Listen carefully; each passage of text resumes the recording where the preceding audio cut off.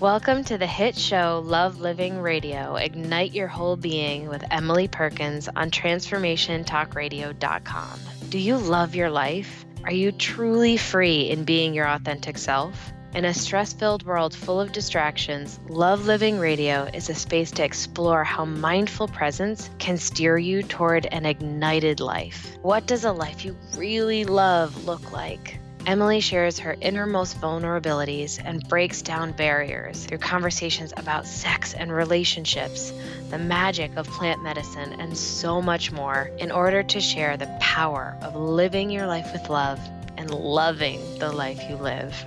Now, here's your host. Hey, everybody. Welcome. I am Emily Perkins, and you are listening to Love Living Radio. And you're also joined by Mulligan, as usual, always wanting to be part of the show. And today I have the very distinct honor of being joined by someone I've known for quite a long time and who has been a huge supporter of Love Living Radio from the very beginning.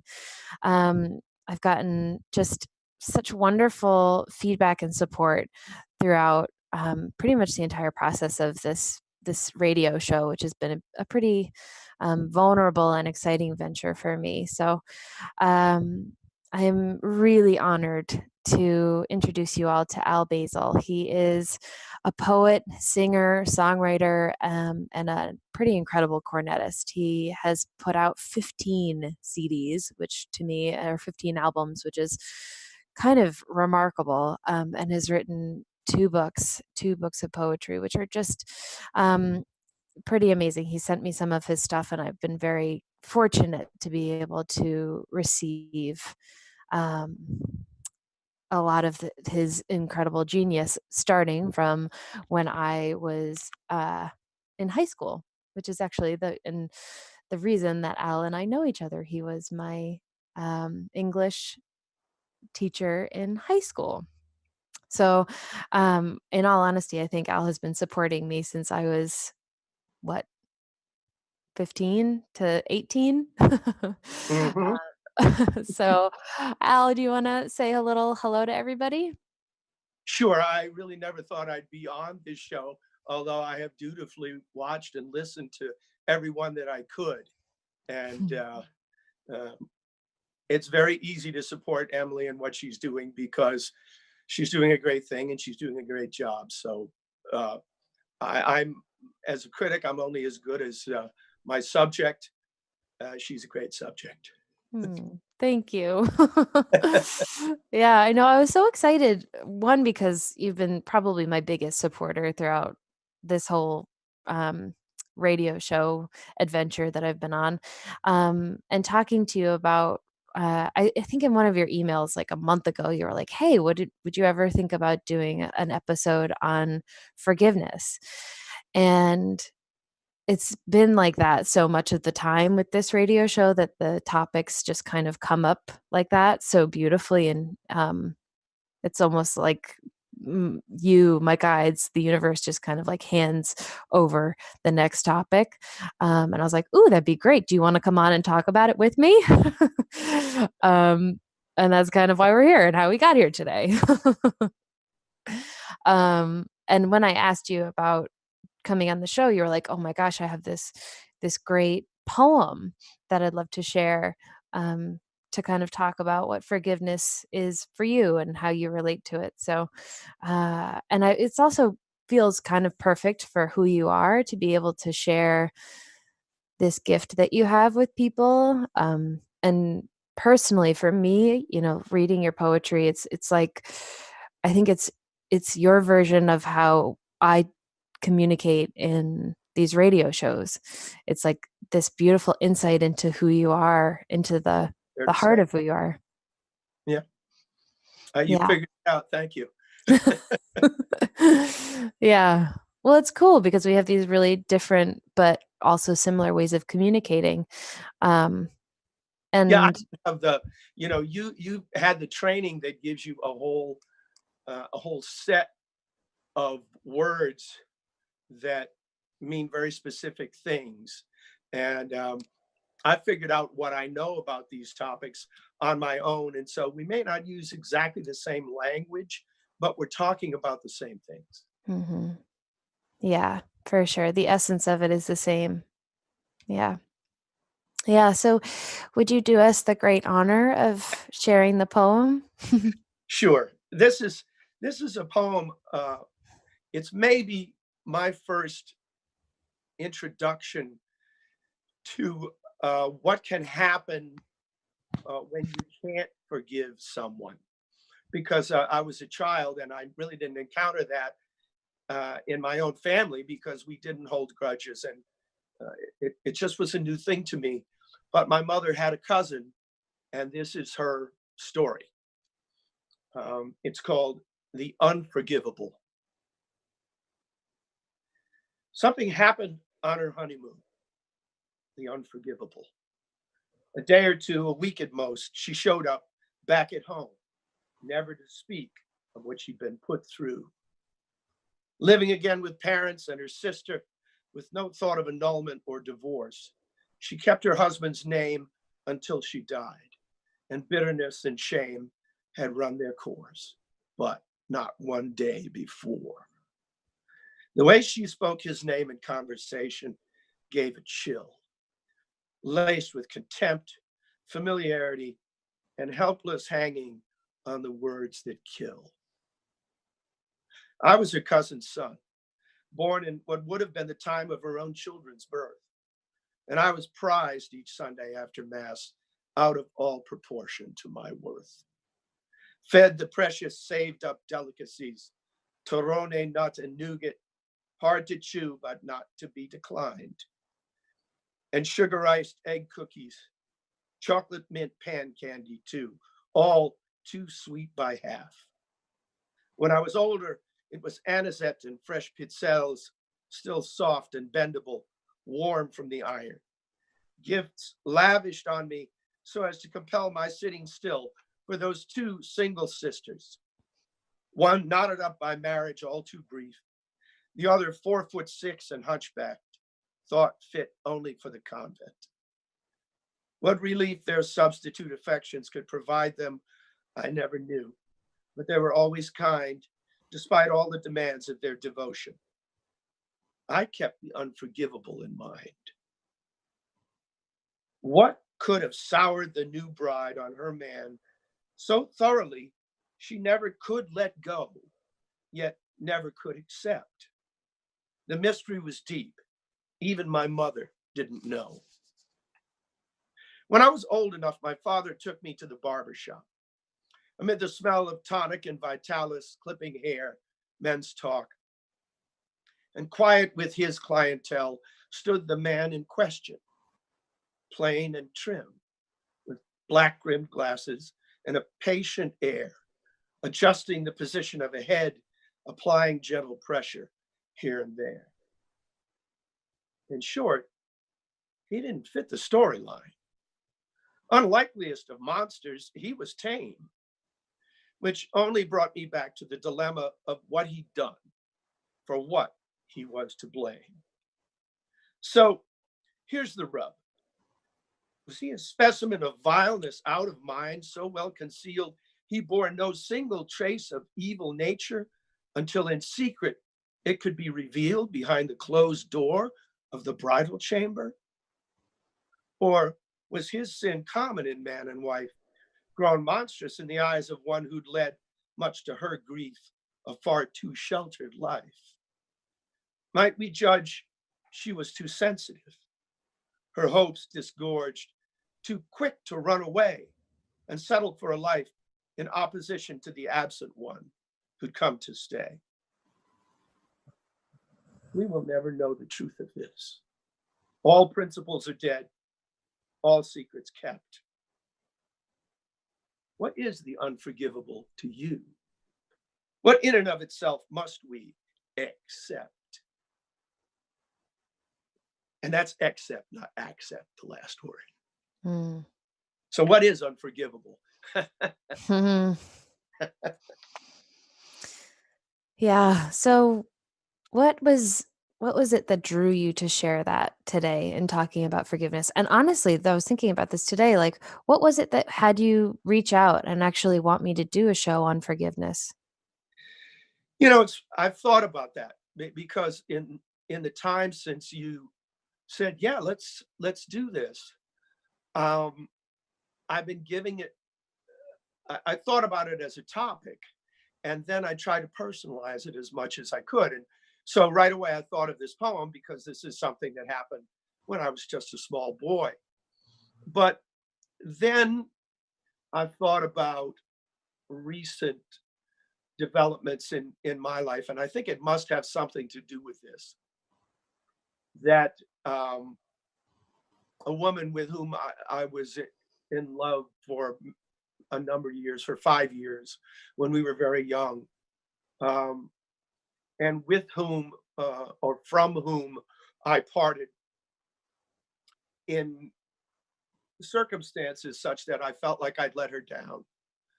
Um, and I just read that she died in the spring, and so I've been thinking about her a lot. I've written about her.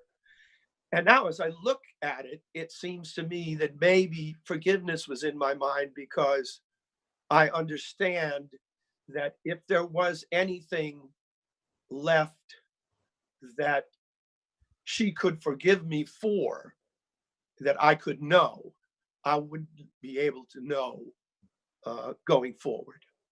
So maybe that's where it came from. I can't be sure. Mhm.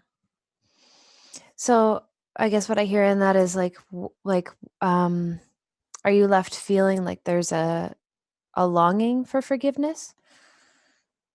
Um, I have to say that aside from the perception that you've hurt somebody, which is a strong enough feeling, she never gave me the feeling that she didn't forgive me, um, because I think it wasn't in her nature to carry the kind of weight on her own shoulders that my aunt's cousin did all her life. Mm, I've been very lucky that way, so that the people who've hurt me, um, I think, understand that I've forgiven them and I carry nothing of that, certainly not within me.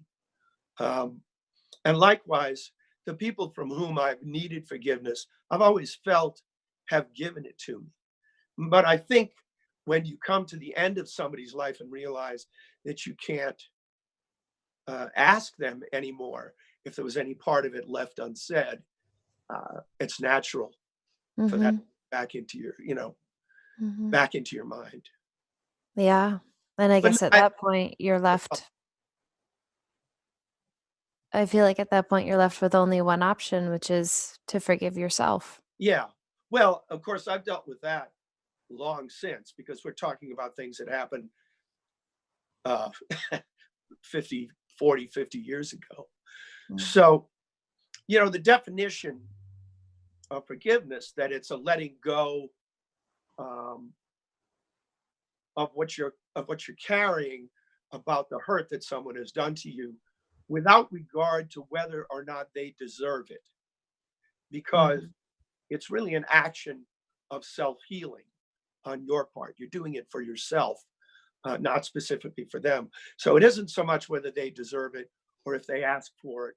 Um, it's something that you need to do within yourself so that you're not carrying that weight forward any longer. Whether the people are in your life or out of your life is a whole other issue. mhm. Yeah, I 100% agree.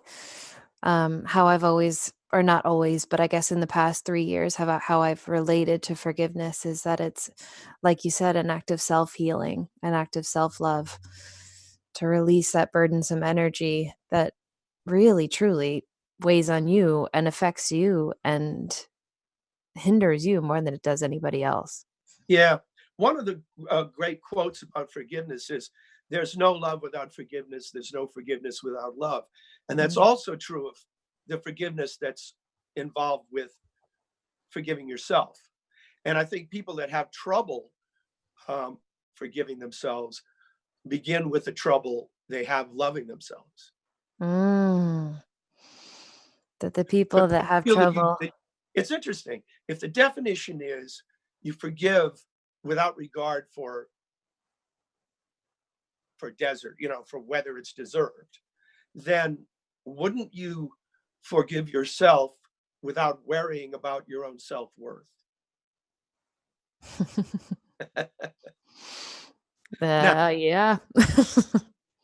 now there's another part of that though, which is it's fine to forgive yourself, but if it has to do with some kind of behavior that can recur, you got to get beyond just forgiving yourself. Otherwise, you got to get out of jail free card to just do what you want.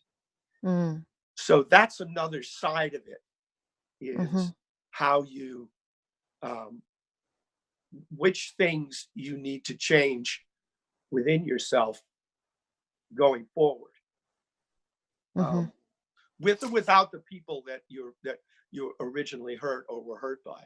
Because sometimes people come in and go out of our lives, but if we haven't settled the question within ourselves, we're not ready for the next person either. mhm, mhm. I don't know if that makes sense to you. I mean, I meant to ask you this is because truly I feel like I've had it pretty easy. I think that you had harder things to deal with, and I would guess a harder road toward forgiveness for some things that have happened to you. Mhm. Is that fair to say? Yeah. Without Yeah.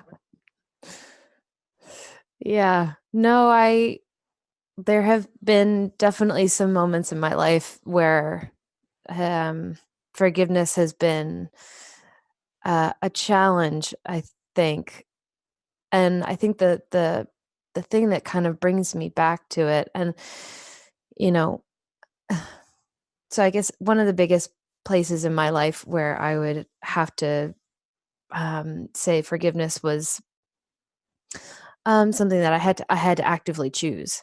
I really had to choose, and I think ultimately forgiveness is always a choice. yeah. It's always a choice at the very most for yourself. Yeah. If it's the choice if you can make it, and sometimes it's a choice that people can't make, and that sends me back to my mother's cousin. For some reason, she couldn't make that choice. But I'm sorry. Go ahead. No, that's perfect because that was actually a little piece that we had left unsaid, so I'm glad that you put that in, that the poem was about her inability to forgive and how that then kind of reflected on her life, is that right? Yeah, absolutely. Yeah. And, I was just a child. I didn't. I saw a woman who very clearly was a very loving person, but she had very few outlets for giving love, and that she had doors that were closed and boarded up related to giving love. Mm, So it's very interesting. Like I say in the poem, if she had had children with her husband, they would have been my age. So my whole childhood, that had to be what I represented to her. mhm, Was what didn't happen for her. mhm. Yeah, I also hear in that, like, by her choosing not to forgive, that it, held back the amount of love that she could get and give. Yes. Yeah. And it was something you could feel. We talk a lot about coming to terms with oneself and, do you love yourself and can you forgive yourself and all of that. But if you've got a if you're of a passionate nature and you have very strong blocks, I think you radiate that. Mm. I think people around you can feel it. Can feel the blocks. Yeah, can Mhm, feel that there's a conflict mm, between a person with a loving nature, but who can't stop condemning somebody for something he did in 1 week years before. mm. Yeah, and I think that sometimes forgiveness, like, even if we think it's about someone else, I think ultimately it comes down to whether or not we can forgive ourselves. I really do think that if we look at it from a place of ownership, that it's ultimately whether or not we can forgive ourselves.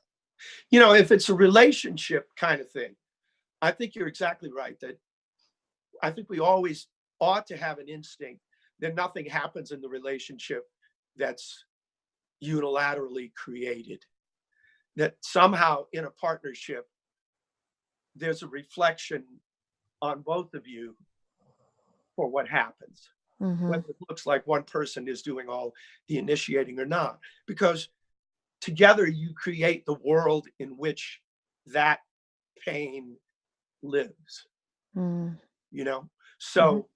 So I think you're right. I think there's always it's always good to search your own heart and say, is there some way in which I was complicit or, you know, brought this out, or am I completely I'll tell you a story if you don't mind a quick story. Yeah, and then I'm gonna spin off of that because that actually perfectly leads me into actually answering your question from Well, before, then so hold the thought. I don't know how close we're getting to your halftime break either. we Do I have have about 7 minutes or all right, I've got plenty yeah. of time. Well, when I was in boarding school, it was an all boys boarding school, and we were pretty hard on each other.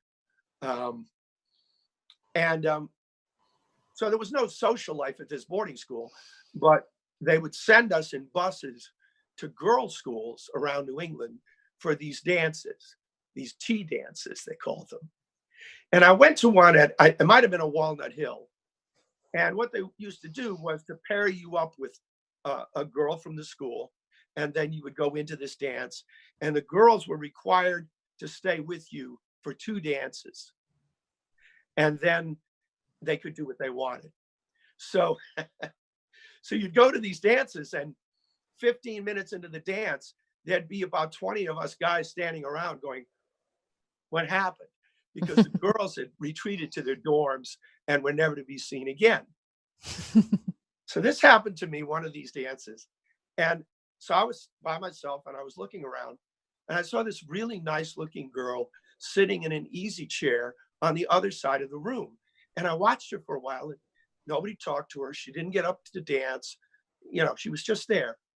So I went over to her and I started talking to her. And she was she was very engaging. She was very nice. The reason she was sitting in the easy chair was that she explained that she had a medical condition. One of her legs was shorter than the other. And so she, you know, felt that she was grounded. And so she was just sitting watching. They made her go to this dance, the school. So we talked for a little bit longer. And finally I said to her, you know, it is a dance and we don't have to be good at it to participate. So what do you think? You want to give it a try? And so she said, okay. And so we danced. And so this was what it was. And then the night ended and she went back to her dorm and I got on the bus and went back to school. For the next 6 months, guys I didn't even know would walk by me and say, I understand you like cripples. I want to introduce you to somebody I know in a wheelchair. And this was like a very mean spirited thing to do. Hmm.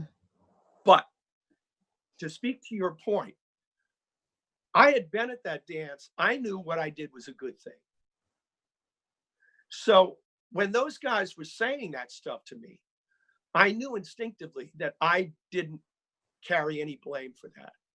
I knew it was their problem and they were the one with the problem.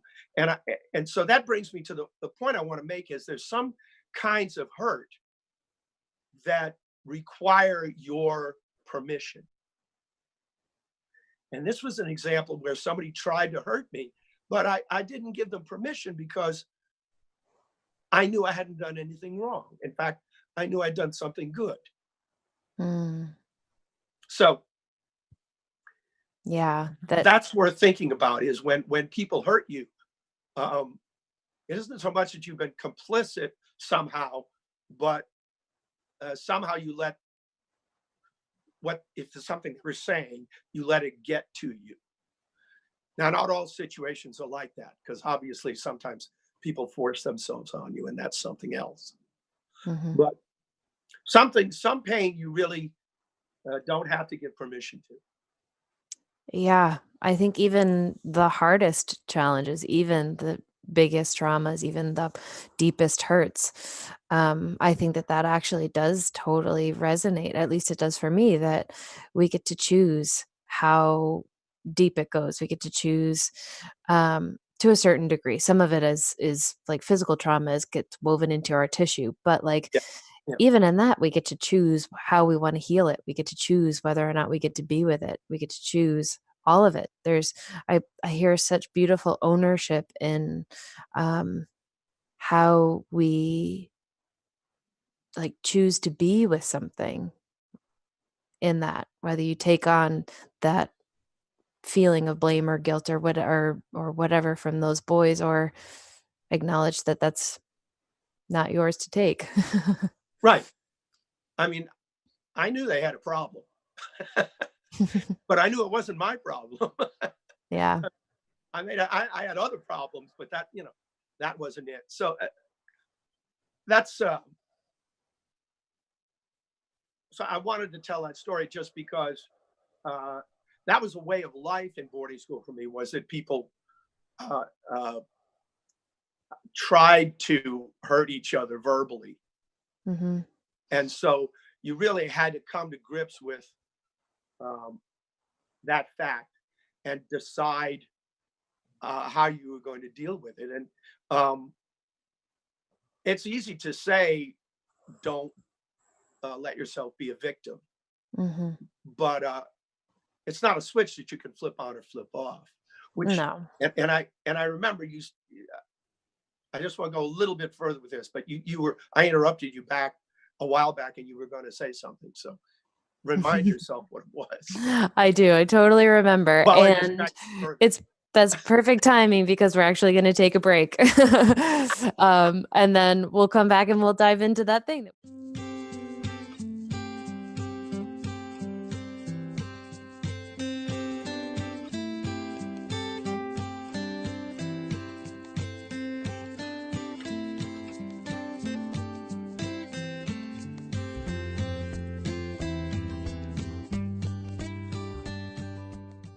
Hi, everybody. Welcome back.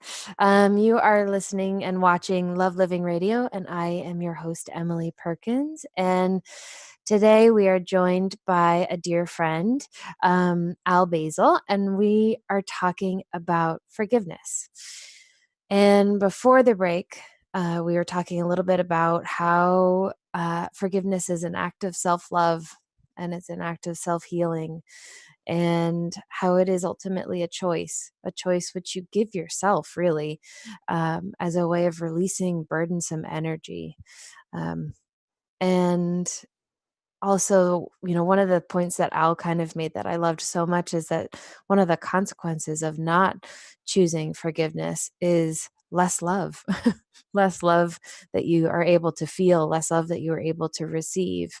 And it's true because not forgiving is like holding on to this energy inside of you that just kind of stops. It's like a wall. And I think Al actually you use that word that it's like a wall. And we also talked a little bit about like how do you forgive in moments and around things that are deeply wounding.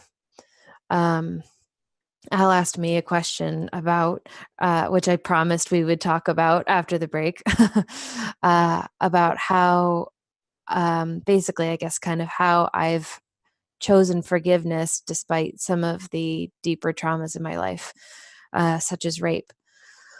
Um, because I think for a lot of people, it would be kind of hard to imagine forgiveness in that kind of situation. And when we were talking about this episode and what we would want to touch on, Al brought this up and he said, I'm just curious about how or did you forgive the man who raped you and how? Um, and I thought about it a lot this week. And there's a couple of different points.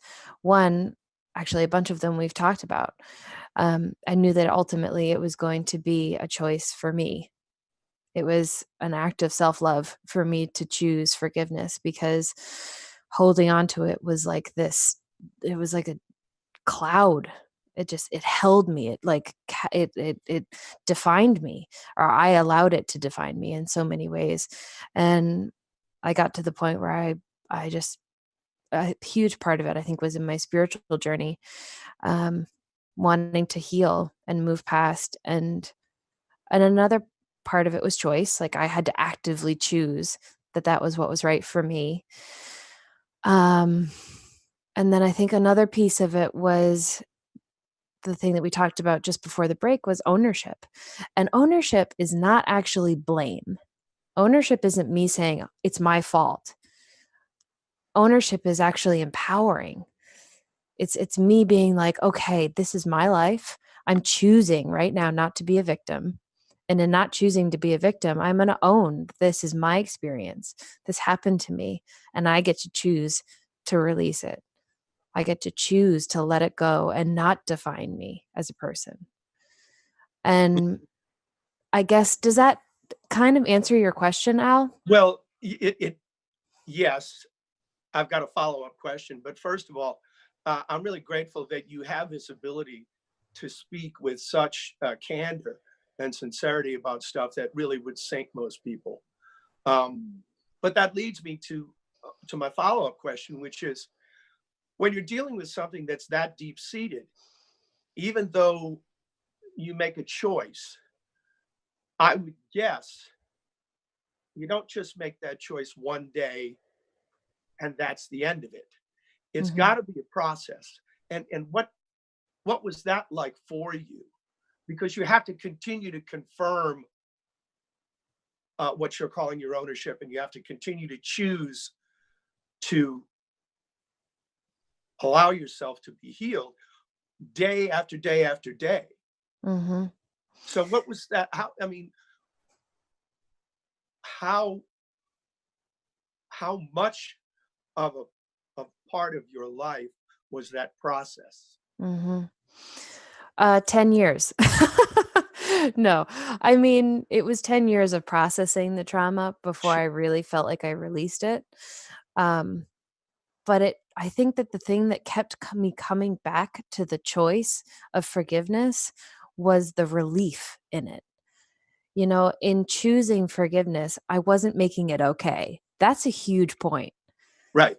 Forgiveness is not saying, "Okay, I'm okay with the fact that this happened to me," whether it's heartbreak, whether it's divorce, whether it's rape, whether it's physical trauma, or it's deep emotional trauma. You know, like, forgiveness is not saying it's okay. It's actually just saying, "I release this in service of me." Yeah. And that's what had me choose it over and over and over again, because it was for me. It wasn't for him. It wasn't really for anybody else in my life. It Right. was a freedom. You But know, you there's began feeling that at the moment that you made the choice, and then you continued to feel it for a long period of time.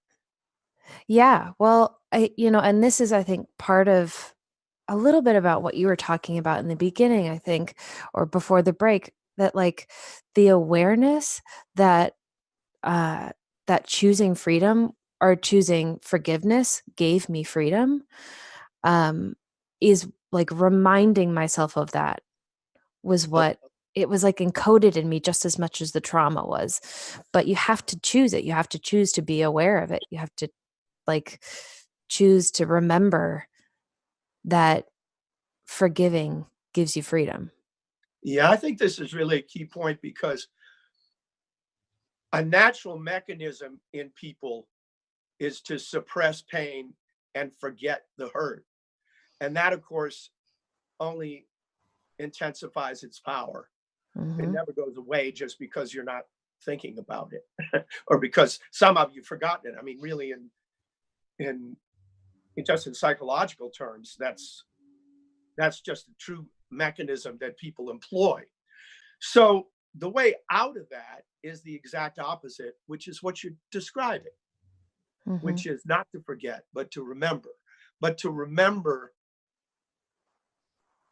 in the correct spirit, and in the correct context, and you must have felt different or emerging as a different version of yourself as you were healing. Oh my gosh. Like such a deeply different version. Yeah. Yeah. Well, good for you. And that was really the freedom in it. Um, and that process so much for me happened within my own spiritual journey and kind of switched the lens for me when it came to forgiveness and healing. You know, from a spiritual standpoint, it was this deeply loving act to create the space for healing, to not forget and push it down and pretend like Hmm. it didn't happen, but to actually face it with compassion and look at it and keep choosing to look at my life and who I was and through a lens of ownership, to be like, okay, everything happens for a reason. If I truly believe that, what is the reason? What gift can I get from this? Yeah. Well, one of my favorite Aldous Huxley quotes is, "Experience is not what happens to you; it's what you do with what happens to you." Hmm. Yeah. So, just the same way that sometimes some of the superficially worst things that happened to me in my life became with looking at them with a fresh eye, and then working hard after the fact. The worst things that happened to me turned into or led to a lot of the best things that have ever happened to me. Mm, So, we have this power. It's on the other side of the viewpoint that says we're powerless, we're depressed, nothing is ever going to go right. Um, but in fact, it's not just talk. Um, we have the power to turn the worst of events towards the light, uh, mm. if we can marshal our forces and and find the way to do it. So, I commended you on your bravery before, um, when we weren't in public like this, but I'm not the only person that gets that impression, I'm sure. Mhm. Thank you. Yeah, I guess and even just talking about it now, I it really does land so powerfully that, it's such a a choice of freedom, um, forgiveness, and, Yeah, see, uh this is the freedom that my mother's cousin could never have. And it was very clear that she was unfree in that mm, sense, that she was limited. She was a spirit limited and unfree. mhm, So, I mean, it's all I can do is write about it and hope that people will see. Because the poem's really about the mystery of whatever it took.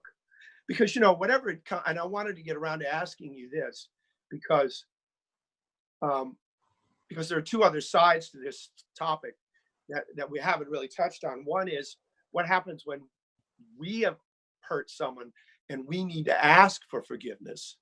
mhm, Because I think when those things happen, we we do dwell on whether we deserve forgiveness.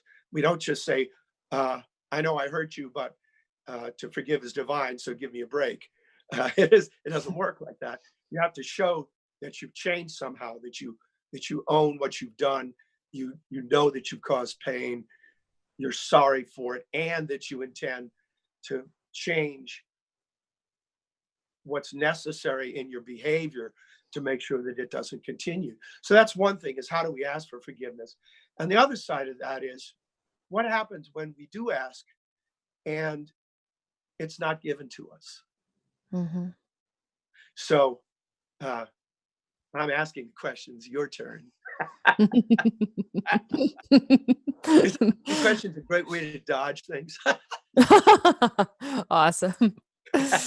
Okay, so the first part of the question was, about asking for forgiveness. Yeah, Yeah. Well, as you were saying that and as you were asking it, the first thing that popped into my mind was that just the simple act of owning that yeah, there's some kind of hurt that you created, some kind of thing that you'd like forgiveness for, in and of itself is one, releasing for you, yeah. The and first step, almost certainly. yeah, yeah, and almost that true act of ownership is also a compassionate way of forgiving yourself, or can be. Yeah, Um, and I also think that, like, it opens the door for possibility that may not have been there if you hadn't asked. Like, you can't actually ask for forgiveness if you don't ask for forgiveness. Like, you can't get forgiveness if you don't ask for forgiveness. So I yeah. think part of it is, like, It's like acknowledging. anything. Yes. Right. Yeah, like anything. Um, and there's also something freeing, I think, also for yourself in just saying the thing. It's almost like you can give yourself the gift of forgiveness in actually asking for forgiveness. Or I guess, honestly, the thing that resonates with me even more is just owning the thing. Whether or not you get the forgiveness, it, to me, it's like the power is actually in owning that there's something to forgive. Yeah. Um, I mean, in my life, I have to say, times that I've hurt others, um, and there's so many different shades of intent. I mean, whether you do it on purpose or not, you can cause pain for someone. But if it's somebody that you are close to and you want to remain close to, uh, you have to ask forgiveness for yourself. You also have to ask forgiveness in order to not kill off whatever relationship you have because of the breach of trust. And mm, and in order for you to you have to ask and own what you've done. But I think you also, at least in my case, times that I've hurt people, it happened because I was being selfish and I was thinking about myself and not about them and their, mm, whatever their needs were. I was thinking about my own. mhm. So when you realize that that's the source of what you've done, I think that you can ask to be forgiven, but if you want to stay close to the person, you've got to show that you're able to consistently put um, her or his needs ahead of your own. Mm. That you're essentially promising not to be um, bound up with yourself, which is really just leading yourself back to the foundation of what love is in a friendship or in any other kind of important relationship. Yeah. I think the only part that could get tricky is that, like, in promising that you will put them first, we inevitably are humans and are going to choose ourselves at some point. But Yeah, I think the act of us actually owning, "Hey, I realize that I was selfish in this moment, and I'm sorry if I hurt you," yeah. is actually creating that bridge and that healing just in the act of saying that. Um, But you do need to follow up. yeah, I think you have to walk the talk, It's a but necessary, what in mathematics they used to call a necessary but not sufficient condition. You got to ask, and then you've got to walk, as you say, you got to walk the walk. Um, yeah. and then, okay, so then that leads me to what happens when the person, when you've done something and they can't forgive you. I Mm. suppose you can throw your hands up and say that's their problem, but it does happen. It does happen. It does happen, and there's so many different places to look with that. Um, looking within yourself at what part of you needs their forgiveness, looking at whether or not you've actually forgiven yourself, and then I think also looking at whether or not you can choose forgiveness for yourself, whether or not you've received it from someone else. Now, okay, I'm going to put you on the spot. you've been on the earth a little less than half as long as I have. Is there something that you can conceive of that happening to you that you could not forgive? I think 5 years ago, I would have said a whole list of stuff. Really? Yeah. Before I started going on this journey of, within myself and, the awareness that I've been very lucky to kind of garner over the past couple of years of doing a lot of inner work, I probably would have said something like rape or, someone killing a family member or, uh maybe someone who like set off a huge atomic bomb. There, I think there are examples that my rational brain can think of. And I so deeply and truly, and I would have to probably remind myself of this a whole lot, but I really truly believe in the goodness of the human soul and that people are human. And I think this is one of the reasons why I was able to forgive the man who raped me was that, like, I know he's a human and he has goodness and he has darkness. And humans, I think a lot of the time are a little bit selfish, and that shows in all sorts of ways. But I think having compassion for the human condition allows, at least for myself, allows me the possibility of forgiving even the hardest things. I'm not sure who said it, but the operative sentence is, to understand all is to forgive all. Mm. So that's um, what you just said about uh, human nature having both a light and dark sides, and recognizing um, that even the most brutally selfish acts were done out out of something that is somewhere within each of us, even if we don't access it and don't allow ourselves to ever act on it. Mhm. I think that Mhm. the other line that I always liked is, "There's no crime of which I do not consider myself capable." So what that says to me is simply, I understand how somehow I could get from where I am now to that place where that person did that thing. It's not utterly alien to me. I can't feel superior to it, but I Mhm. can commit myself to not following those impulses and that side of my nature. Mhm. Yeah, I think the other thing that just came up as you were saying that too is that, like, every act, no matter how atrocious, no matter how hurtful, at the very, very core of any of it is a wound. Yeah, It's some kind of a hurt that happened to them. And that also allows me so much compassion yeah, that, like, even the worst things come from a place of hurt. yeah. I think it's worth saying. I mean, what you're talking about now leads us to something that, to me, uh, is deeper than the definition of forgiveness as we've been talking about it, because we've been talking about it as a way to heal our own wounds. But what you've just said, and I agree with you, uh, suggests that um, we're, it isn't just that we're capable of forgiving others, but we're capable of empathizing with them. Mm. And Yeah. that's a different thing.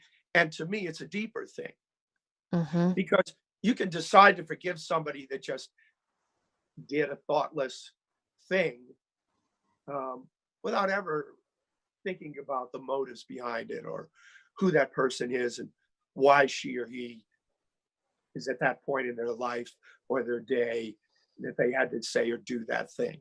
Mhm. You can just let it come to terms with it within yourself and move on with your life, and that's fine.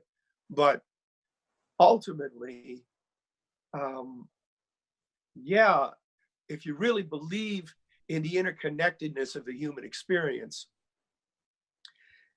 Jean Renoir said, the great French director, he was the son of the painter Auguste Renoir. He said, in a good play, everyone is right. In other words, even the villain thinks he's doing things for a good reason. Mm-hmm. So to understand that is to get, I think you have to cross that distance to come to grips with the nature of evil and having it exist. Because a lot of people blunt themselves against that rock. Why is there evil? Why do people behave this way? And you already put your finger on it. It's because they're people. Mm-hmm. Yeah, and somewhere in there, there's a hurt. And, I think having that understanding that all of these acts come from a place of a wound is also the other thing that popped into my mind was Don Miguel Ruiz, The Four Agreements. And one of the agreements is never take anything personally. And it has been my favorite one. It's the one that just so powerfully changed everything for me because, it's not actually, their actions are not about me. Yeah. They're about a hurt or a wound or some perspective that they have.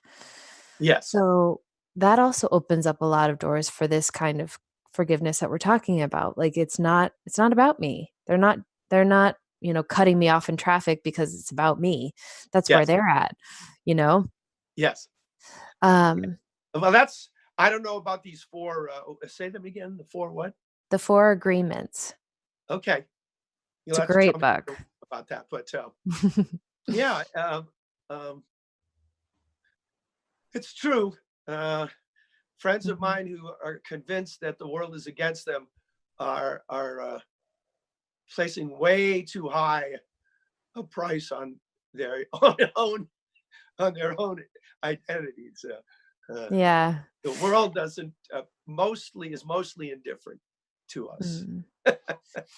And I'm realize that we only have about 2 minutes left, and I want to make sure that we kind of leave people with a little something, because when we were talking about doing this episode, I think one of the reasons why forgiveness is a really powerful topic before a new year is that it really does give you the opportunity to release whatever it is that's holding you for you, more than anything for you, to really release whatever anger or resentment or fear, because it's been a really big year for a lot of people. Yeah. 2018 held a lot for people, whether it was amazing for you or most likely there was some challenge in there. So I guess the call to you all out there, is what would it be like to choose forgiveness for yourself for a new year, to step into a new year unburdened by whatever it is that you're holding, whatever fear or anger or resentment, whatever thing happened to you this year, being able to choose to release as an act of self love and compassion. I think that's a much more organic um, way to look at the end of a calendar year and the beginning of a calendar year. It's much deeper than what we have, which is the kind of flimsy resolution. Mm-hmm. It's Yeah. talking about a summing up and a kind of a rebirth through forgiveness, and Yes. it really ought to be part of the culture. That should be what we are thinking about on New Year's Eve. I Although love it. I don't think that's going to happen, but it's Well, time to think about it. hopefully a few people will do it now, but a big thank you, Al. Thank you for coming and for sharing this space and this your brilliance with us. It was wonderful to have you on here. Well, it was great fun, but it was also um, you have a unique platform, so thank you for giving me a chance to act in it. No, it's an honor. If you're looking for more information on Al, you can go to albasil.com. And if you're looking to get in touch with me and want a little bit of support going into a new year, you can find me at lovelivingHolistics.com. So thank you so much for all of you out there, whoever is joining and listening. I am so very grateful, and I wish you so much love in your life. Happy New Year, everybody. Yeah, let's start fresh. Thank you for listening to Love Living Radio, Ignite Your Whole Being with Emily Perkins. Tune in every second and fourth Wednesday at 7 p.m. Eastern on transformationtalkradio.com as Emily shares the power of living your life with love and loving the life you live. For more information or to listen to past shows, visit lovelivingholistics.com. That's lovelivingholistics.com. See you next time.